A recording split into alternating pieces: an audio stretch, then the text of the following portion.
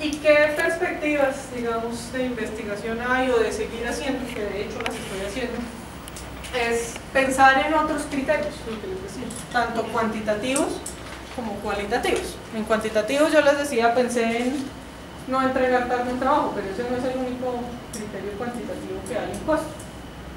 Otro criterio cuantitativo puede ser que se minimicen los inventarios en proceso, o que no solo no entregar tarde un trabajo, sino que tampoco se entregue más temprano de lo prometido, porque eso también tiene unos efectos, digamos, malos. Si yo siempre le entrego a un cliente siempre mucho antes de lo que yo le prometo, el cliente se va a acostumbrar a eso, y el día que yo me demore el tiempo que yo prometo va a ser terrible, ¿cierto? Entonces eso también tiene otros aspectos ahí importantes. Y se pueden, por supuesto, hacer estudios en las empresas para ver qué otros aspectos de carácter cualitativo ellos quisieran analizar para poder secuenciar sus trabajos o las tareas que hacen. Esto no solo aplica, como les decía ahorita, a trabajos de manufactura, esto aplica también a empresas de servicios. En las empresas de servicios, por ejemplo, en los bancos también se hacen procesos en línea, ¿cierto? Los análisis de créditos y esas cosas, entonces el cliente pasa una solicitud, eso pasa por una lista de instancia, luego hace una preaprobación, luego pasa por otro, ese ya definitivamente aprueba, luego otro, llama al cliente, le dice que está preaprobado y así sucesivamente. Todos pasan por los mismos procesos, pues, ¿en qué orden pasar eso? Es exactamente lo mismo. No, eso era lo que quería contarles. No sé si tengan dudas. Pero básicamente a lo que yo los invito y que les quiero decir es que métodos cuantitativos, por ejemplo, los que hoy que la ingeniera Clara Mabel mencionó, realmente es muy chévere. O sea, ojalá todos se decidieran por los métodos cuantitativos. Desde mi punto de vista, les voy a dar mi opinión personal, eso es lo que hace que uno sea ingeniero industrial. Y se pueden aplicar a todo, ¿no? O sea, los métodos cuantitativos son para el mercadeo, son para las finanzas, son para recursos humanos, son para todo. Porque son herramientas que les permiten tomar decisiones de una manera más estructurada, no por yo pienso que, yo creería que, es que a mí me parece que. Había algo que siempre mi jefe, cuando yo trabajaba allá en ese laboratorio óptico, me decía, a mí el melate no me sirve. Decía, a mí muéstrame números y yo le creo. Y es cierto, ¿sí? O sea, eso de tomar decisiones porque a mí me parece no es bueno. No es bueno porque simplemente se toman malas decisiones. Tomar decisiones de manera estructurada. Así que yo los invito a todos, realmente es chévere, no es solo promoción de la producción, hay muchas cosas en las que pueden aplicar todos los métodos cuantitativos. Muchas gracias. Bueno, los estudiantes de métodos cuantitativos, por favor. Yo te iba a hacer una pregunta. En la última parte que tú mencionaste el problema de no caer en la suboptimización, yo leí que para no caer en ese problema se utiliza la maximización de la ganancia de la rutina. ¿Tú usaste eso para no caer? Perdóname nuevamente. Ellos leyeron. Ok, ¿y qué era lo que decía? Para no caer en el problema de la suboptimización, ya lo que tú mencionabas, sí, de no entregarle antes al cliente la mercancía. Dicen que se debe tener como un objetivo claro la maximización de la ganancia a largo tiempo. Entonces, ¿tú usaste eso? No usé eso, o sea, realmente solamente tuve en cuenta la minimización de costo y por eso parte de las perspectivas de investigación a futuro es tener en cuenta otras cosas, o sea, listo. No solo tener en cuenta el costo por entregar tarde, sino eso incluirle que no se vaya, como tú dices, a suboptimizar, es decir, a entregar antes de lo prometido porque no se necesita, ¿cierto? Porque de pronto puedes estar tomando también malas decisiones. Obviamente, entre más criterios tú colocas en un problema de optimización, pues es más difícil de resolver, porque son más cosas que tiene que hacer el algoritmo, pero esa es la idea, que uno poco a poco le vaya incluyendo elementos para lograr. Y sí, o sea, lo del largo plazo, eso sí es cierto. O sea, digamos, esto no es una cosa que yo ejecuto hoy y ya me funciona para todos los días de la vida. Esto toca ejecutarlo todos los días, o sea, porque cada vez que llegan trabajos diferentes. Llegan trabajos con características diferentes, con tiempos diferentes, entonces esto toca ejecutarlo. Y toca estar de todas maneras revisando si esta es la mejor forma de optimizar o si hay otros criterios que deban incluirse. ¿Tú de qué otras personas te apoyos para, digamos, buscar otras soluciones diferentes, como para no tener solo en ciudad, sino en otras personas de Pues mira, más que, sí, claro, por supuesto uno se ayuda en personas, se ayuda uno en sus directores de tesis, que son las personas que han, digamos, tenido más experiencia como solucionando estos problemas de esta manera. Se ayuda uno en su propia experiencia laboral, porque por fortuna yo trabajé 7 años allá y vi cómo era la producción, entonces eso también le abre a uno un poco la mente a decir cuáles son los principales problemas que tienen las empresas, qué es lo que las empresas buscan, qué es lo que los gerentes buscan, qué es lo que el jefe de producción busca, porque todo el mundo busca algo distinto. Eso. Y por supuesto las investigaciones que otros han hecho. No sé si viste ahorita que medio pasé así rápidamente, pero estas son solo una muestra de todos los artículos que yo me tuve que leer de gente que ha hecho cosas similares, para ver la gente que está haciendo, ¿sí? Porque si yo me quedo solo con mi idea, ¿qué tal que otro ya me ha hecho lo que yo quiero hacer? Pues no vale la pena repetir, como dicen, volver a inventarse la rueda, ¿cierto? Entonces a uno le toca investigar y mirar qué han hecho otros, cómo han solucionado otros. En eso me he apoyado. Yo tengo varias preguntas. La primera es, la materia que ustedes dan de procesos estocásticos es la de la que no toman maestría de ingeniería electrónica. No. No, pero en la maestría en ingeniería industrial sí hay otra materia de procesos estocásticos, pero de todas maneras la del pregrado es diferente a la de la maestría.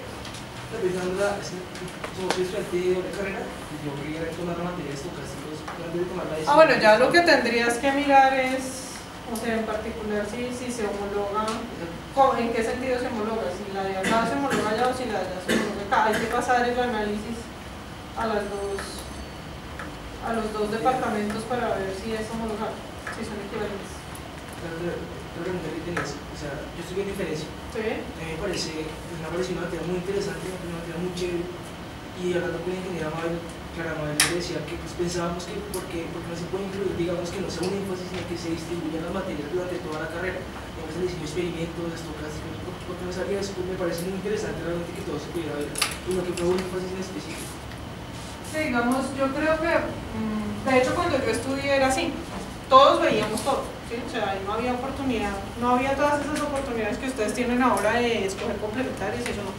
Uno tenía 70, 72 materias que tenía que ver en la carrera y esas eran y no eran otras y punto, y todas las teníamos que ver en el mismo orden, en la misma secuencia.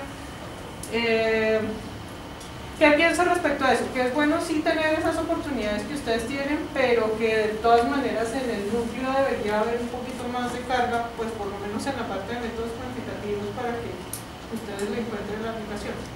Pero eso es todo un proceso de, más allá del pensamiento mío, desde el ingeniero Mabel o desde cada profesor por aparte, eso va más de todo un análisis curricular que hay que hacer, no solo aquí a nivel interno, sino hay que hacerlo con la gente de afuera, con la gente de las empresas. O sea, ¿qué es lo que buscan las empresas de un ingeniero industrial? ¿Qué esperan que uno haga?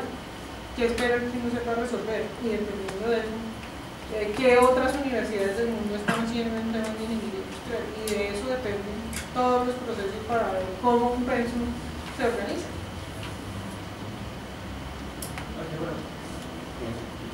Tengo unas preguntas. Primero, pues yo hice una programación lineal, ¿cierto?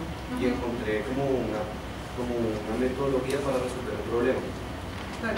Entonces, primero te quería preguntar, digamos, primero se define el horizonte del problema o las restricciones. Es que acá las ponen primero las restricciones y después el horizonte. Entonces yo veo que el horizonte del problema puede estar acotado en tiempo, ¿cierto? Sí, claro. Y el tiempo es una restricción. Entonces no entiendo por qué lo ponen después. ¿Me entiendes? Lo que pasa es que no importa, porque es que un modelo matemático, es decir, tú puedes organizar primero la función, digamos, el criterio de decisión y después las restricciones, o primero las restricciones y después el criterio de decisión, porque de todas maneras cuando tú resuelves eso,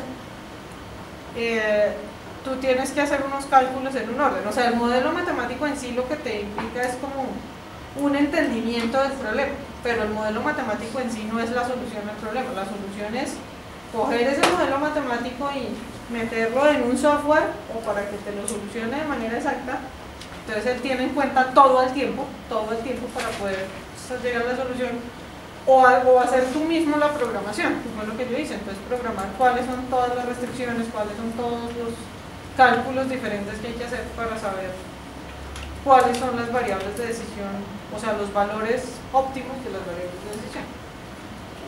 Otra pregunta es, los métodos, pues digamos, todas las son de procesos lineales, pero también los métodos cuantitativos sirven para procesos que no son lineales, ¿no? Por supuesto, para todo. Sí.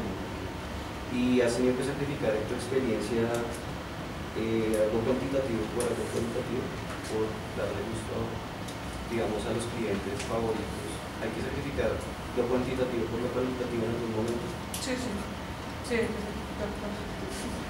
Claramente. Pero por eso mismo, pero ¿por qué pasa eso? Porque siempre la optimización, o tradicionalmente la gente la usa solo con lo cuantitativo. Y esa era mi propuesta, o sea, ese era mi aporte, decir, oiga, ¿por qué dentro de la optimización no metemos también lo cualitativo? Para evitarnos eso, precisamente. Porque siempre uno tiene una cosa y después llega allí y dice, no es así porque es que necesito que este vaya primero.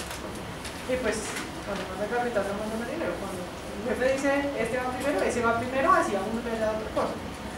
No te estoy diciendo que eso pase siempre, ¿no? Por supuesto que lo cuantitativo trata de respetarse en lo máximo posible, pero sí, lo cualitativo claramente afecta las decisiones. Y esa es la idea de tenerlo en cuenta dentro de la optimización.